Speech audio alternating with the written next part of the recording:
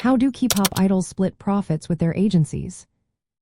Imagine working hard for years, performing on stage and creating music, only to find that most of your earnings go to the company that trained and promoted you. It might sound surprising, but this is how the financial side of the K-pop industry often works.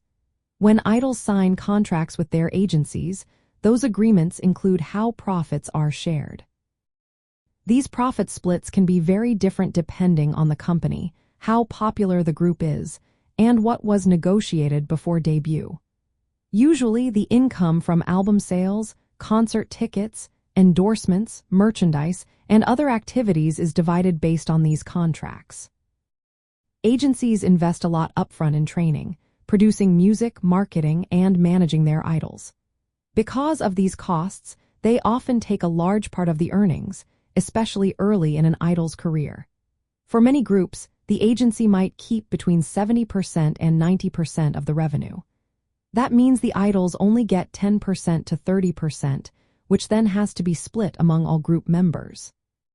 So, if a group has 5 members, each might only see a small piece of the total profits. Take concert revenues as an example.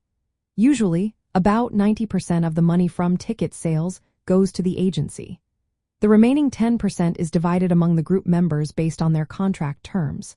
This split shows how much the agency handles costs like logistics and production. But it also means that idols might not see much money until the group becomes very successful and the initial investments are paid off. Many agencies also requiring idols to pay back trainee debts.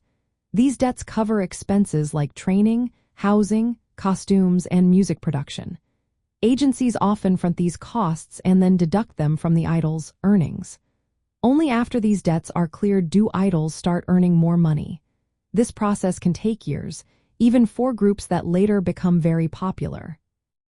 Some agencies have different rules for sharing expenses. For example, idols might be responsible for paying for their outfits or makeup, which can cut into their earnings. Also, contract transparency varies. Some idols have raised concerns about unclear accounting or unfair deductions. In the end, the way profits are split is heavily weighted toward the agency, especially at the start. Idols usually get a smaller percentage of earnings, which they share with their group members. They also need to pay off debts and cover expenses before earning significant income.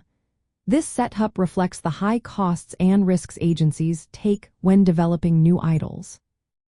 Understanding this helps fans see the business side behind their favorite groups, success, and the challenges idols face beyond the stage.